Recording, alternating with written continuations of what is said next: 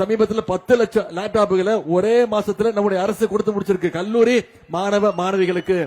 அதிமுக என்ன சொல்றாங்க, அந்த திட்டம் அதிமுக கொண்டு வந்த திட்டம் அப்படின்னு சொல்றாங்க. அவங்க கொடுத்த திட்டம் தான், ஆனா அவங்க கல்லூரி மாணவர்களுக்கு கொடுக்கல, பள்ளி மாணவர்களுக்கு கொடுத்துட்டு இருந்தாங்க.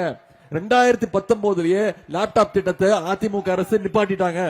இப்ப நம்முடைய அரசு இந்த லேப்டாப் திட்டம் பள்ளி மாணவர்களோட கல்லூரி மாணவர்களுக்கு இன்னும் பயனுள்ளதாக இருக்கும். அவங்க வேலை தேடும் போது வசதியா இருக்கும், ஒரு ப்ராஜெக்ட் தயார் பண்ணும்போது வசதியா இருக்கும். இன்னைக்கு 10 லட்சம் கல்லூரி மாணவ மாணவிகளுக்கு லேப்டாப் திட்டத்தை நம்ம கொடுத்திருக்கிறோம். இன்னைக்கு பாஜக கொல்லைப்புறமா அதிமுகங்கிற அடிமையை கூட்டிட்டு நம்ம தமிழ்நாட்டுக்குள்ள நுழையறதுக்கு முயற்சி பண்ணிட்டு இருக்காங்க.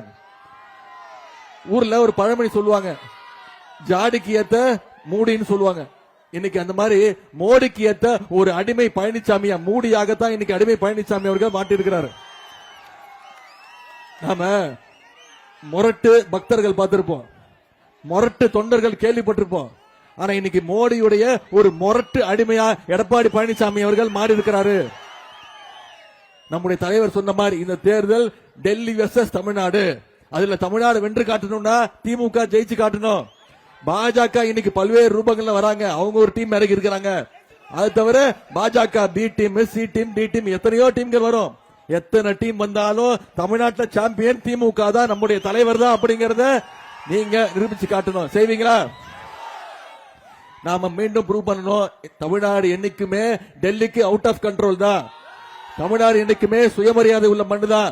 இங்க அடிமை கூட்டத்திற்கு அனுமதி கிடையாதுங்கிறத நீங்க ப்ரூவ் பண்ணணும். செய்வீங்களா? உங்களை எல்லாம் அன்போடு கேட்டுக்கொள்கிறேன், பண்போடு கேட்கின்றேன், பாசத்தோடு கேட்கிறேன், உரிமையோடு கேட்கிறேன், உங்கள் வீட்டு பிள்ளையாக இருந்து கேட்கிறேன். இன்னும் பெருமையா பூரிப்பா சொல்லணும், தலைவருடைய மகனாக இருந்து கேட்கிறேன், டாக்டர் கலைஞருடைய பேரனாக இருந்து கேட்கிறேன். உதயசூரியன் சின்னத்திற்கு வாக்களிங்கள். அண்ணன் பழனியப்பன் அவர்களை அதிகமான வாக்கு வித்தியாசத்தில் ஜெயிக்க வச்சு சட்டமன்றத்துக்கு அனுப்புங்க. செய்வீங்களா?